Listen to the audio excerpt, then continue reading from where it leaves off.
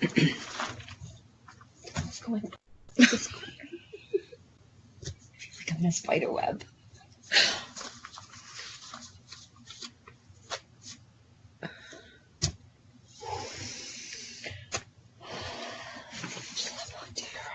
Get ready for a healthy serving of spiritual soup with Jewels and Wendy. Your host will be cooking you up a bowl full of interesting topics, mixed with a healthy portion of inspiration, a dash of humor, a pinch of the serious, and a whole lot of love. And now, your hosts, best-selling author, international clairvoyant medium, and spiritual life coach, Jewels Rafter, and spiritual advisor and educator, professional international psychic, Wendy James. Good evening, everyone. This is Wendy James. And I'm Jewels Rafter. And together we are Spiritual Soup. We are. Welcome tonight. Jules and I are pretty excited. We're doing another filming on video tonight on YouTube while doing our programming. This is a new thing we've been playing with in the last couple shows. It's been fun. It's been fun. I think it's been fun. It has, actually. I think it's been one of those experiences where it's like anything, right? We're so used to doing radio. Yeah. When you're doing both at the same time, both radio and TV, like literally radio and video, it's a little off-putting sometimes. It's different. We want to get used to it so we can do a little more of it with our businesses and with Beacon of Light Radio. So what I want to do, because I know that we get preoccupied like a bird looking in a mirror when we're doing this, that neither of us can really concentrate, then I want to get all the juicy, good stuff that I want to remember about announcing what's coming up after us, right, and how to get in touch with you, things that you've got going on, things that I've got going on. Let's get that out of the way first tonight instead of usually a little bit into the second half, because we can get pretty wound up when we're doing what we're doing tonight. And It's a pretty good topic. We might not want to slow down our steam. Ooh. We're going to steam through this tonight, are we? We are going to steam through this. Steaming, people. All right. What are we talking? What's going on with me right now? Well, it is almost October, almost my favorite month, witchy poo time. Halloween is coming. But for the rest of September, which is just a short period of time, I have some specials on Saturday. Readings this Saturday, $25 off normal price. So for $120 reading is only $95 this weekend, Saturday only. Only if you book on Saturday. That's exciting. It is. And how do people get in touch with you, my dear? So you can find me at Ohm Readings, ohmreadings.ca, or you can find me on Facebook at Jewels Rafter, or I'm on Twitter, I'm on Facebook, I'm on Instagram. All the usual suspects. The usual suspects, yes. You can find me there. How about you, Wendy? What's going on with you? Okay, well, I don't have anything spectacular going on other than the usual spectacularness of just normalness. Well, you can find me and my wonderful people that I work with on our business site, lovedragons.ca. That's LUVDRAGONS.ca. Yeah. Coming up after us tonight is Mary Zadikoff, Wake Up to Your Nightlife. She's incredible. We love her so much. Thank you. Mary really helps you digest what your subconscious is saying to you in your dream state. Mm-hmm. And I have learned so much from her in the time that every time we listen to her, every single time. We don't look at our dreams the same anymore, do we? I will never look at my dreams the same again. And coming up after her is Kimla Dodds. Kimla and Company is the name of her show. Oh, my God. She's incredible. The lovely Kimla with her astrology and her feng shui and her beautiful, soothing voice. This woman has an amazing voice. She always lulls me into this Zen state. So thank you for that, Kimla. Your voice does it for a lot of people. It does. You have a great voice. It's soothing. And you've had a chart done by her, have you not? I did. I actually, last year, had my astrology chart done. It was awesome. It's so accurate. So please hunt down this lovely Kimla Dodds if you're looking for your astrology chart for the year. All right. Mm-hmm. So back to our program. We are back. Tonight, our topic is compassion. We came up with the topic because this week in Ottawa, we were struck by 2 tornadoes, and a lot of homes were destroyed, a lot of businesses were destroyed, there were a lot of people, a lot of damage. There was so much damage. A lot of people were out of power for a really long time as well. And when we were trying to come up with a topic, we were both just so compassionate and moved about the plight of people who, we hear about it in the news in other places, but then when something like that hits you in your own community, in your own town, that incredible need inside your heart to ease others' suffering, that need to for yourself. There's that sense of community that people tend to really feel when there's some kind of event like this that happens, right? When there's any kind of natural disasters or tragedies or whatnot. It's funny how you see how people really start to show that compassionate side, right? Yeah. And all of a sudden, everybody's flooding, flooding to all the centers to bring food, to bring shelter, to bring, offering their homes like you've been doing. Yeah. And there's so many people that are offering to help or are there to help clean up if they need any kind of supplies. Yeah. And it literally just moved us. We were both having that conversation this week about how people can become so compassionate for one another. It's amazing to see that, and then it can be the complete other end of the spectrum. Yeah. Right? But it's in there, and it comes out when there's these kind of situations. It does, and I think that sometimes these situations remind us to bring it into a bit more of our everyday life too. It feels good to give. It feels good to help others. Just a side note for anybody who is thinking about the tornadoes still here, people are still out of a lot of belongings and clothing and bedding and regular life stuff. And if you are in the Ottawa area and you have anything to donate, you can get in touch with the Ottawa Tornado Relief programs. You can look them up online, and they're valid and they're legitimate. And they're going to get these belongings to the people that need them here in our area. Absolutely. But it feels good to give, and the more you do it, the more your mind is thinking that way. The more that you're reminded to do it, and when you see others doing it, I think that we're stimulated to do it more ourselves as well. Yeah, I agree, and it is right, and it's a vibration, right? It's like anything, and I always go back to talking about energy and vibrations, but it is right. How dare you? I know, but when we're around people that are in that energy of of unconditional love for other people and for humanity. And for compassion, when that really shows up, the whole vibration changes. And I think it's like a domino effect, right? You see people starting to help, and that encourages other people, or at least inspires people. I want to do something, or I want to do more. Whereas normally you'd walk by that house or that person and wouldn't necessarily stop and say hi, but in these types of situations, all of a sudden it's like our hearts are like wide open, and something happens, and I think it's energetic. I think it's extremely energetic. Again, they're a give and a take, and when you're compassionately approaching somebody, you're not pitying them. You're not giving them pity. That doesn't help anybody. That actually hinders.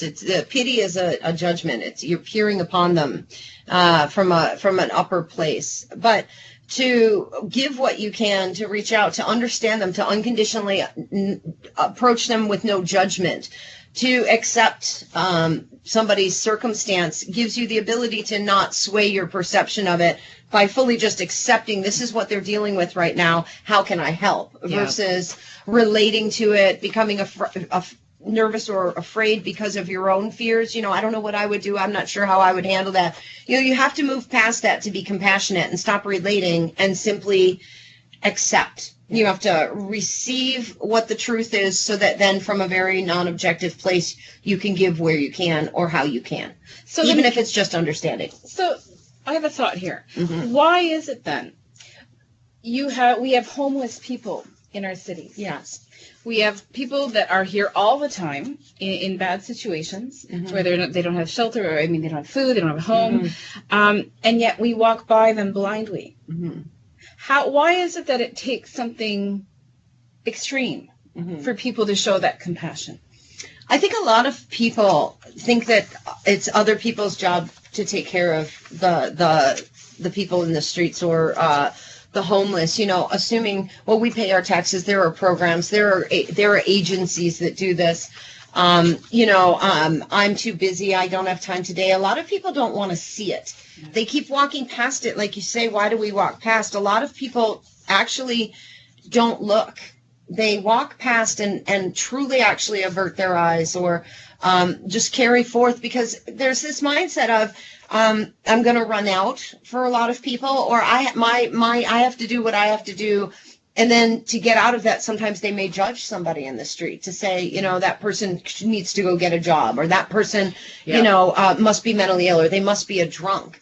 And instead of simply accepting that that's that person's circumstance, and for today I'm going to give them the extra coat that I don't wear that's in the back of my closet, or, you know, if I see this person every day, what's wrong with giving them something, anything, something, or thinking that you're going to create a dependency. A lot of people think, well, the more you give them, the more they'll stay in the street. I mean, there's so many limiting concepts for people when they look at people in need. That's true, isn't it? And yet, those same people that look at the homeless people with that disdain will turn around and gladly give to someone because there's been an accident or because there's been a which, thank God, they're giving somewhere. Yeah, I mean, absolutely. I see it like, you know, give somewhere, anywhere. There's enough of us around to, if all of us just gave one place once a month, if it would definitely make a difference. The difference, you know. I mean, every little gesture that everyone does with kindness, of course, it does have that ripple effect. But people hear the word give, and they think, oh, so now I have to dip into my bank account. You know, that's not. Sometimes volunteering your time, sometimes simply just treating somebody with respect and dignity is more than they've received from anybody who's walked past them that day. Yeah. You know, not letting your heart harden from feeling burdened by people in need, or feeling that they're raking the system. You know, they may have mental illness. They may have a zillion reasons. Of course they do, for what their circumstance is. It's not our place to judge it. And we're not going to create dependency by loving them through it either. So to me, I feel like, why is that happening? I think it'll always be there. I think there's this disconnect around us of people that, I mean, we can't save them all. You can't. You can get burned out trying to save them all. Yep. On the other hand, even if we all just did a little more, I think that we would see an incredible, because there's a lot of numbers of us. Yeah. I think volunteering should be something that we all have to do on a regular basis, like a 1 day a month work day of volunteering, and you can get out of it maybe by donating money or goods. You know, I don't know. I think I also encourage people, if you are donating goods and things, to research what kind of goods are needed before you just go bring a bunch of beans that nobody wants to cook, that weigh a ton, that have to be carted around in a truck. You know, canned goods sometimes are bulky and strange and sit in warehouses for long, great times. But feminine products are something that a lot of people who are out there in need. They don't have feminine products. Children's clothing sometimes, blankets and things. So, you know, to call some of the local places and find out what are the best things for me to donate. Yeah. A lot of times it is money, where then these facilities can allocate the money, as long as they're a good one and they're run right and they have a good reputation. Sometimes not giving goods, but giving money or assets in that way, or volunteering your time, is a little better of a resource that they can use. And like, again, it feels good to give. Well, one of the things I found, you know, Ottawa's a great place to live. I've been here most of my life. Been here, been in Montreal, I've been in the UK. But what I have found about Ottawa is there are a lot of heart-centered people here. And when there are causes, or when there are things that are happening in the city, people really do jump in and help and participate. And I wanted to mention, you know, we're talking about homeless people and we're talking about Ottawa and whatnot. And I want to mention two people that are in Ottawa that do a lot for the homeless, that do a lot for people here in Ottawa. There's Bridget Lord, who has just actually published this book on the homeless, the stories about the homeless here in Ottawa and whatnot. I would love to. Fantastic Bridget book. Bridget Lord. And she's always on the Bannock Bus. Bannock Bus is this organization that what they're doing is they're feeding the homeless. They're there on a regular basis, handing out food, hot, warm food, and especially now that, you know, winter's coming and whatnot, they're continuously there. But her son Christopher Lord often will go, and he's a barber and a hairdresser, and he goes down and does shaves and beards and haircuts for them for free, and with dignity. It's exactly that. It's offering people that, having compassion. This is another human being, right? Not that this is a homeless person or they have whatever drug. addict or whatnot. Yeah. But what it is about this is another human being Yes. who needs compassion, Yes. who needs to be seen as another human being. So I want to, raise my hats to both Bridget and her son, Christopher. You guys are doing amazing work here in Ottawa. So hats off to you two. But there's lots of people in Ottawa that do this. It's not just them. I wanted to mention them because we're talking about the homeless, and they're so they're there, in the cold, in any circumstance. So hats off to you guys. So yes, we still have good people in this world. I think the more we acknowledge good people as sort of common speak, I think that the more good people are going to want to be good. I mean, most people want to be noticed. They want to be acknowledged. I'm saying that these wonderful two people you mentioned probably are very quiet about what they do. Yeah, absolutely. But let's make giving addictive. Let's make giving popular. Let's acknowledge people who give a little bit more, even if it's just chatting with your neighbors. If you heard somebody who did something good, maybe just spend a few minutes having a really healthy discussion about what that was, so that you can inform others and stimulate their desire to maybe go do something good. Absolutely. I don't think there's enough of that. I think we're all ready to talk about doom and gloom and, oh, did you hear about so and so that did some stuff or whatever? Yep. And my thought is, are we sitting around buzzing at all about great, wonderful things that humanity is doing for other people, or something wonderful like you just shared, these two people who, if somebody is thinking of a cause, you find out about these two people that you just mentioned. I never knew about them, and I live here, and you and I know each other well, and I'm writing it down because I'm going to research these two people and see what I can do to promote them. Yeah, absolutely. And I'll send you the links and whatnot for their I definitely want that. But that's it, is that it becomes like a domino effect. It is. Right? Once you start doing that, showing compassion for other people, doing acts of kindness, people start to feed off of it. Yes, they do. And it does become addictive. And it does become one of those things that makes you feel good, right? It makes you feel good to help other people. It makes you feel good to be kind to other people. It does. I think, like you were saying, that's a human being. It doesn't matter how they got into that situation, or what color their skin is, or what religion, or whether they're an immigrant or an elderly person or a middle-aged person or a child. We're all more able to maybe sometimes zoom in and help a child, right? But, to give that same effort to anyone, no matter what, it's this understanding that we're all here together and we're all connected. We're all one. We're all interwoven.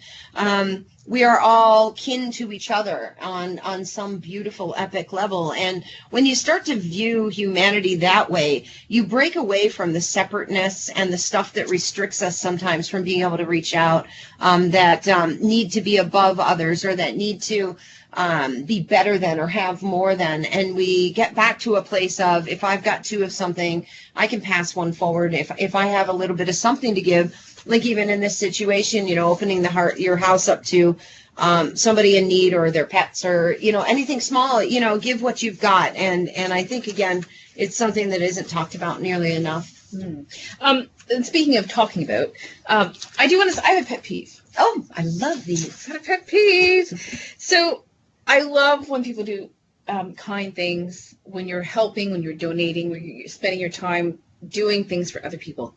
Amen. Yep. But when you have to post it on Facebook or social media, I helped this person, I fed the needy, I did it's like they're looking for this acknowledgement that, oh, you're such a good person. Mm-hmm. Compassion and kindness isn't about what you get in return.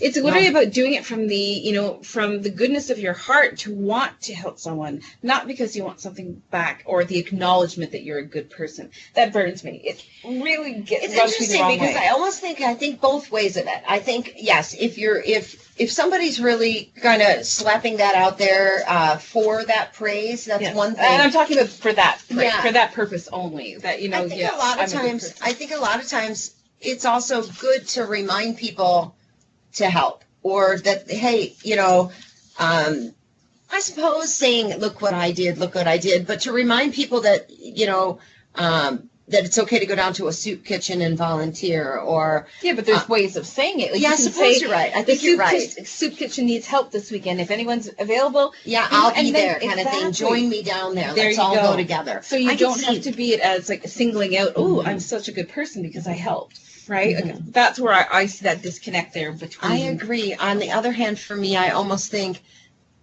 at least that person, even if they're doing it for the glory, is still Doing something. trying to Yeah. do something. You know, Understandable. it's a double-edged sword to me. I think it's wonderful what they're doing. On the other hand, I even if their motive to do it might not be the same motive that you or I would have or other people might have, I still think at least they're doing something. Yeah, I wouldn't want to back them down. Yep. I love that you're the one that can always do the social media, and I'm barreling into my paperwork. Where are we going with We this? multitask here. It's a combined effort, Wen. I did research. Yes, you did. 4 pages worth. I'm going to read you a little bit here. All right. In the presence of suffering, if you're cultivating compassion already, if you're near people who are suffering and you're someone who dialogues about it or thinks about compassion, you can sense other people's suffering a little bit quicker or a little bit easier Absolutely. than people that maybe aren't cultivating that in themselves currently or aren't working on that part of themselves yet. You can find that you can spot suffering a little easier and see it. But it does enhance our immune system to reach out to others. It does boost and transform our immune system and mobilizes our immunities and can be very healthy for us to do. Well, that makes sense because, I've seen before hugs, that personal physical contact That's has right. that same effect. We're, raising serotonin levels, making That's right. dopamine feeling very safe, very secure. That's So, yeah, right. It does the same thing. It does. I mean, a lot of the stuff that we talk about are feel-good things that are really good for us. But there are a lot of studies that they're actually physically good for us to do. They're good for our bodies. They're good for our stress levels. They're good for our overall sense of self as well. If even if we're bragging a little bit about it or whatever, it's still better than not doing something. Yeah, I I look agree. at it that way. I agree. But I think something that we should teach our children to do at a very young age is to work on and harvest compassion, to unconditionally accept others and themselves more. Being compassionate for others, you have to learn to be compassionate to yourself as well.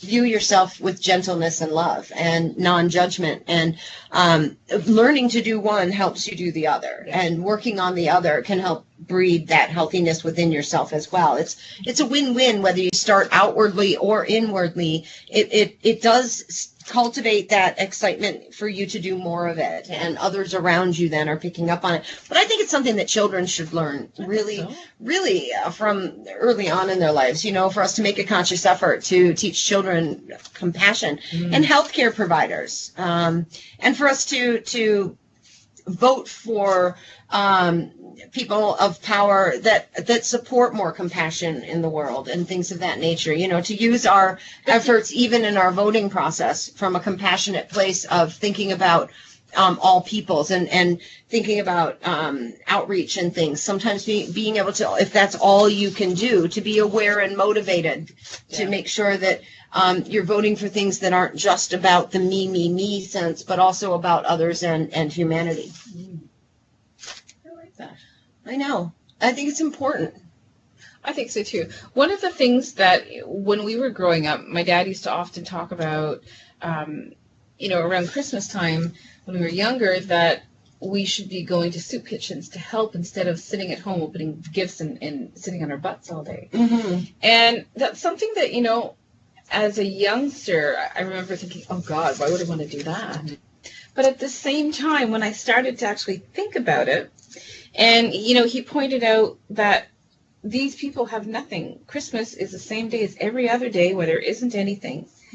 And maybe they don't have any family anymore because of their situation. Maybe they're alienated. Maybe they don't have much. So my dad kind of put that perspective of take a step back. Yeah. Stand in other people's shoes for a second. Yeah. And I think that in itself cultivates that compassion. Right? If you can literally put yourself in another person's situation, or, at least in their environment, it's an eye-opener. I agree. I agree. And that will, I think that it cultivates that sense, at least, of compassion at a young age. If you're starting those kind of activities, like taking, I was all up for doing that, taking kids to the soup kitchen at, whatever holidays or any time, really, for an appreciation. Well, I think it really did have a huge influence on you and who you've become as a woman and as a strong mother and as a social influencer. I feel that your father's intention to put that into part of your daily life and into your subconscious as a part of functioning, of being part of this society, I think has had a huge impact on you. Well, I mean, he volunteered. He volunteered at the Children's Hospital. Yes. He volunteered at the food bank. He volunteered, at so many different places, because for him it felt good to help people. It felt good to be in that position of, I know I'm doing something that can be of service or of help to someone else. That's right. Right? And there's always something. Again, you don't have to scratch the surface too deep to find somewhere, somehow to help. Just as, where are we at time? We're almost ready for our break. But before we do, I want to talk about the goddess of compassion. Oh, bring it on, magical property. I know you love talking about these things. Kuan Yin is the goddess of compassion. She who perceives the cries of suffering in the world. Kuan Yin has 10,000 hands, and her hands each hold an instrument of liberation. So it's 10,000 different ways to liberate people from suffering. And in each hand is an eyeball in the palm of the hand, which can sound kind of creepy, but it's really actually however representing symbolically wisdom and the wisdom to see, and with all the outreachings of the hands. And Kuan Yin, meditating or studying even symbols of compassion, reading about and hearing about the practices of people who work with this goddess, or finding some imagery and meditating on this goddess. Her tears are pearls, she has the love for all humanity, and just represents that to all of us and reminds us. So meditating about the symbolism of that, and again, learning the stories of things like that, or studying what other cultures may celebrate as gods, goddesses, or symbolism of compassion. Even if you're just stimulating your subconscious to study those things, it can make a difference. I also want to say, just to say it before we take our break, I was saying to cast your vote for compassion. And I'd also go so far as to say to also where you spend your money, to think about that from a place of compassion as well. It may cost a little more to purchase livestock or animals or meat from places where animals are being treated with compassion. But it is worth the extra money to support the people that are bringing us loved, nurtured, and well-treated animals to our plates, or people who have fair practices for people in humanity, to not support businesses or conglomerates that have unfair practices, and to do that by voting with our money, to spend our money and make sure that each time we do that, we're investing in a cause, or we're investing in business practices. And I think a lot of people never think about that when they're shopping at the big stores, or they just want certain things. And a lot of people don't realize that you're supporting sometimes very awful human practices, cruelty, people who aren't being paid fair wage, animals that are being abused, exploitation, and so many things. And my feeling is, so it takes a little bit of homework. Maybe it costs you a little more. But the more of us who are aware of this, that talk about it, that do this, that share maybe with others where we get some of our products that are compassion-based, can really shift a market and shift a trend. And it does happen. Sometimes if companies are pressured enough by people, they'll shift their business practices to support where people want to invest their money and cast their vote for fair practice. I agree. And more, I think that people are conscious and aware of it. And talking about it, and not feeling like we're going to get tomatoes thrown at us for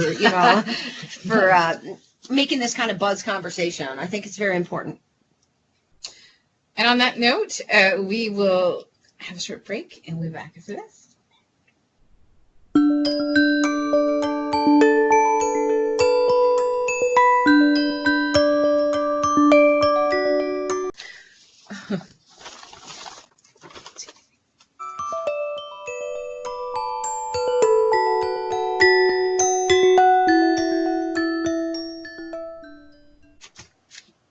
Good evening, beautiful people. We are back. I'm Jewels Rafter. And I'm Wendy James. And together, we are Spiritual Soup.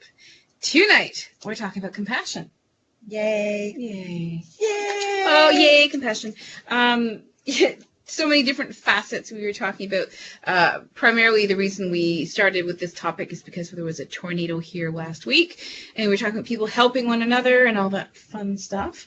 And now we have moved on to other topics because Wendy has done some research. Oh, rare. I'm handing over to Wendy with her research.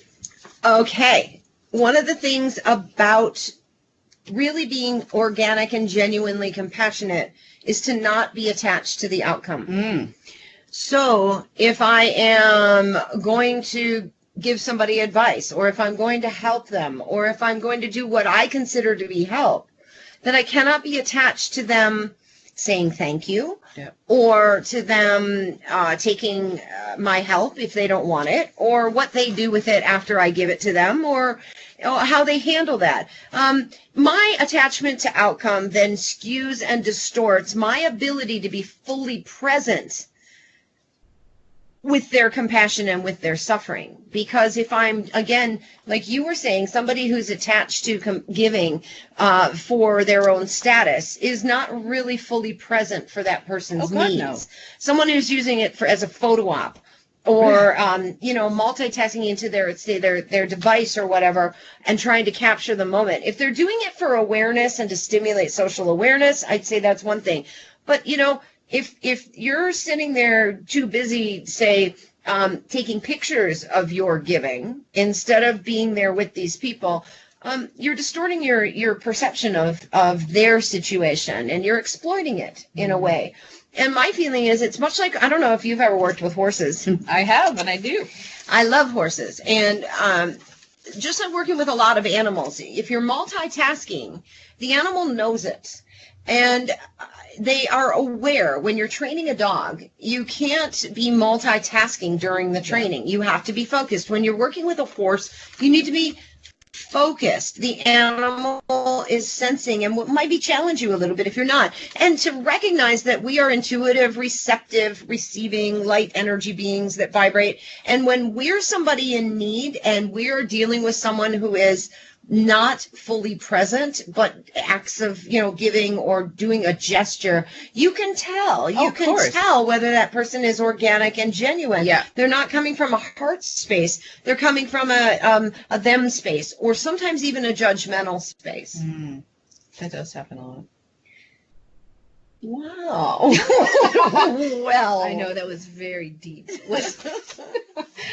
I feel that you were multitasking during my compassionate plea. I was. I'm so sorry, Wendy. That's okay. Please I'm used to it. Compassion for me. I will not judge you, my dear. I love you. Oh God, feel that love. Unconditional. Unconditional. It's there. It's friendship. But do you believe that you could give too much? Do you think that's possible to give too much? I think real. I think people can give to the point of being depleted, meaning on an energetic level, energetically they're giving too much, or they're giving to the point of I have nothing left to give, but I still feel I have to, so I'm going to continue pushing myself. Burnout. Exactly. So I'm going to continue pushing myself. Yes. Or I don't have the means, so I'll find the money for them to help them. Yes. Or etc. Or I won't delegate. Exactly. Yeah. So I think you can give or be in that position where you give to depletion, where you have nothing left to give. Yeah. And I think that does, like you say, happens for caregivers, happens for single parents, happens for people that are go, that often don't put themselves first. Yeah. Right.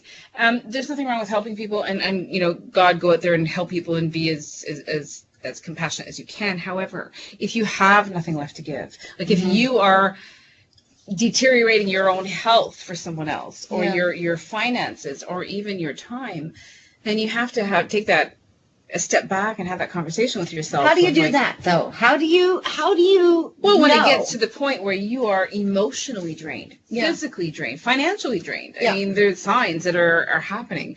I think that sometimes you want so much for someone else, to accept you or to love you, that you'll give. And I find women have a tendency of doing that when they go into relationships. Mm-hmm. They want so much for the guy, to really like them, that they'll give and give and give and give, and it becomes a one-sided relationship. Well, then I think that we're back to they're attached to the outcome. Yeah. They're giving, and so now their view of the situation is distorted. Warped. Yeah, of course it is. They're viewing it now through a filter that expects something in return. Exactly. And I mean, don't get me wrong, there's nothing wrong with doing something for your partner or doing kind things, but when it comes to the point where you believe, if I don't do these things, the person's not going to care about me or not going to be there for me, Mm-hmm. then that becomes an issue, becomes a problem. Mm-hmm.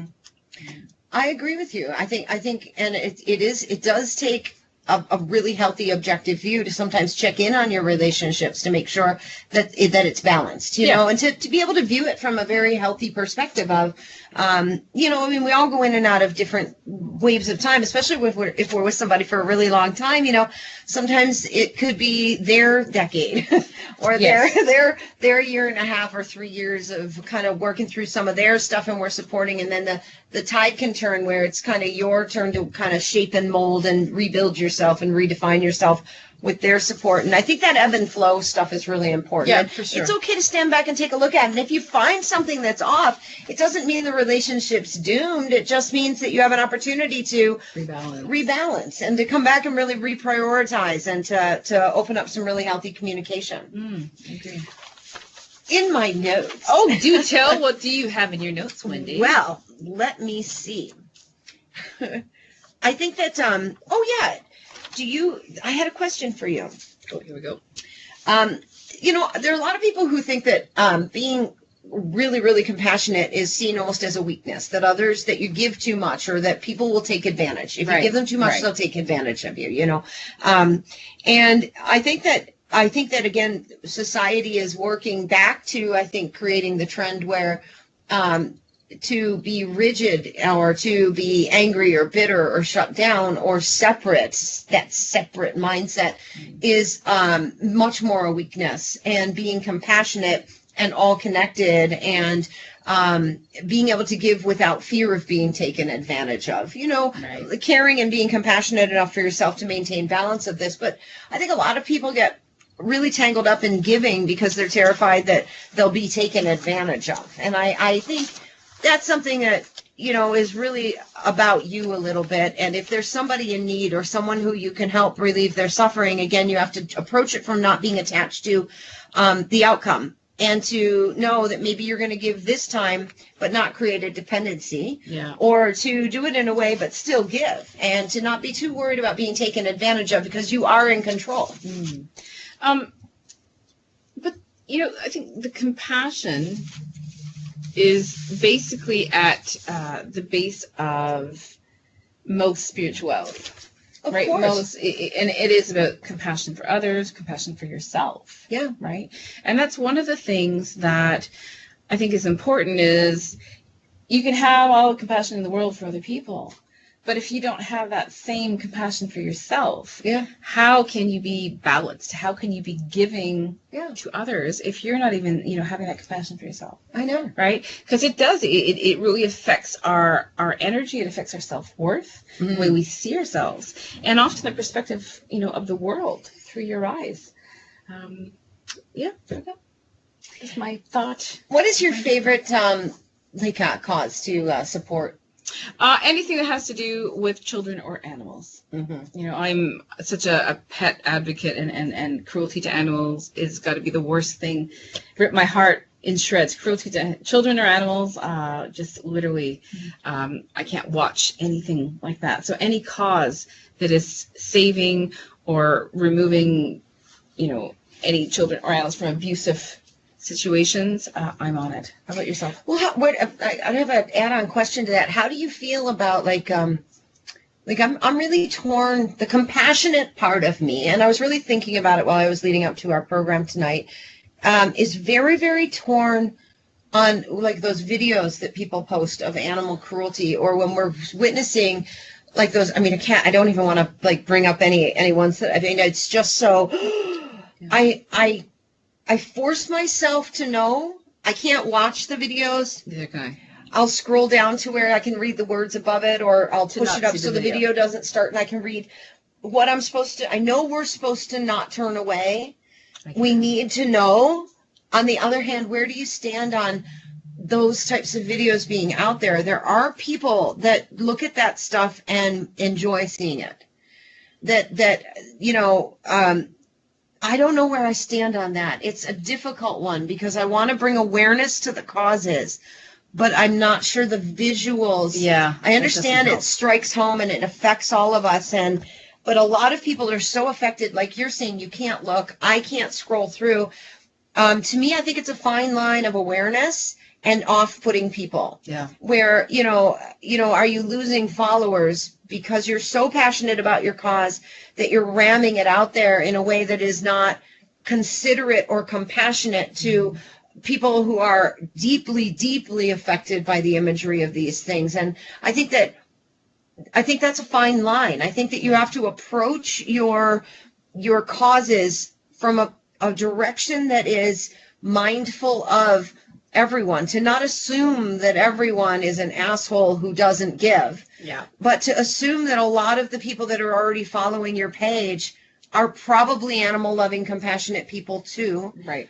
And to understand that you might be hurting them on a very deep soul level sometimes, to have to grind through their soul to witness those images. It's a really tough one for me. I struggle with that a lot. That is one of the things that, for some reason, watching those videos literally marks me. It literally stays stuck in my brain, and it makes me want to cry all day. I do cry. I can't cry, and then I cry more. Yeah.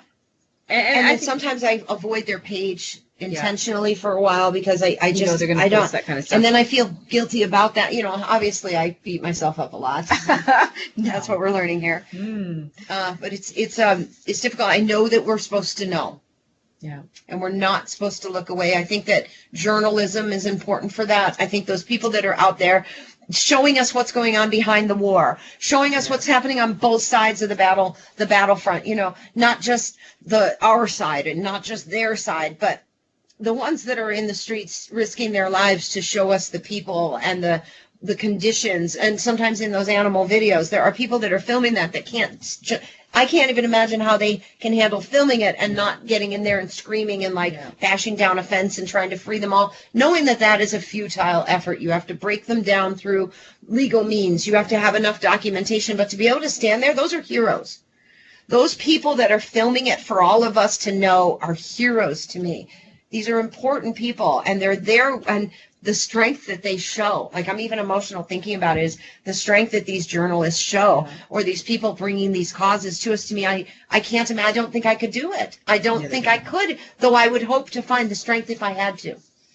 Oh, you'd be the first one to jump in there screaming. Cheers! But I would give where I could. Absolutely.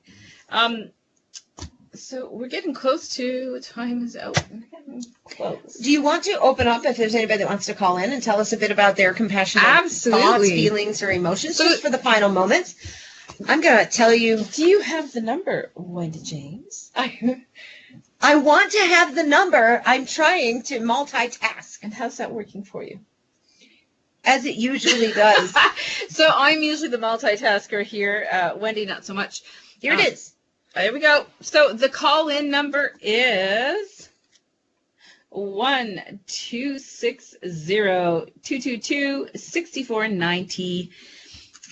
And there's a conference ID number. Oh, there is a conference ID number. Let's say it again. It's 1-2. Well, okay. Shall I? 1260. Sorry.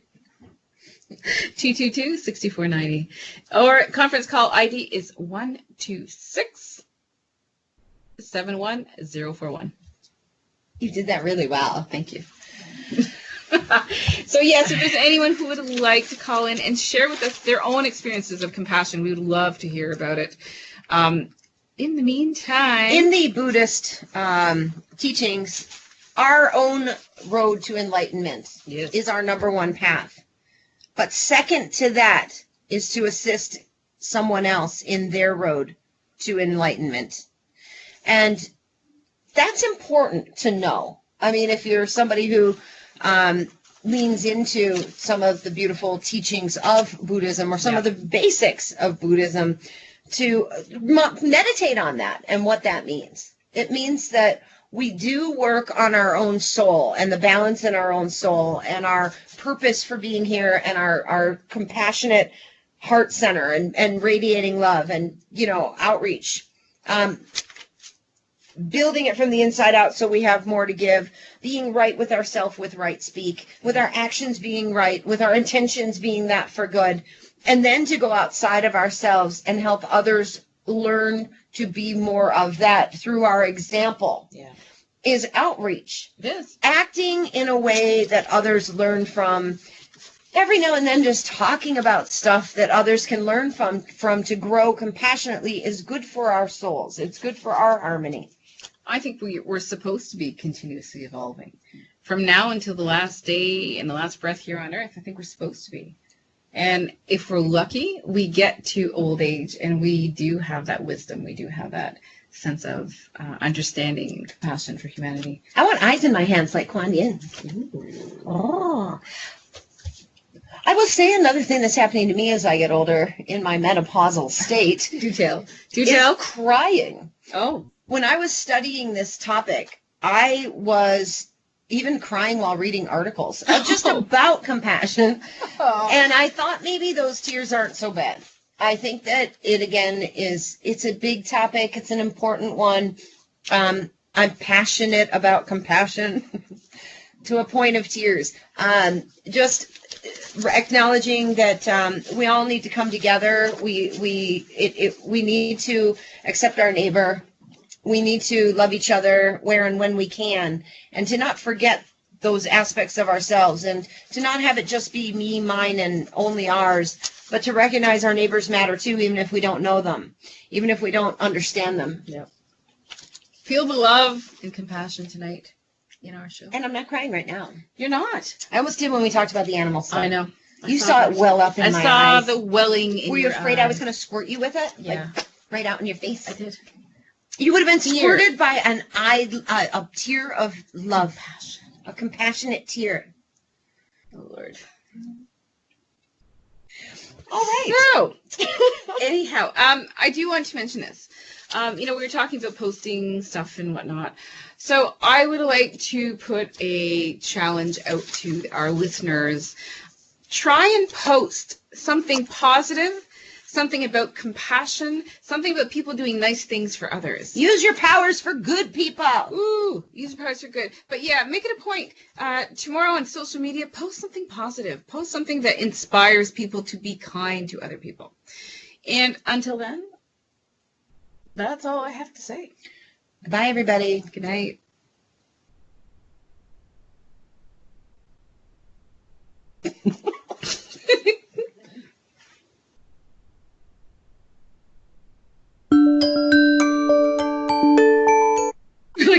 Remember that Sorry, struggle. Oh, wait a minute. Are you okay?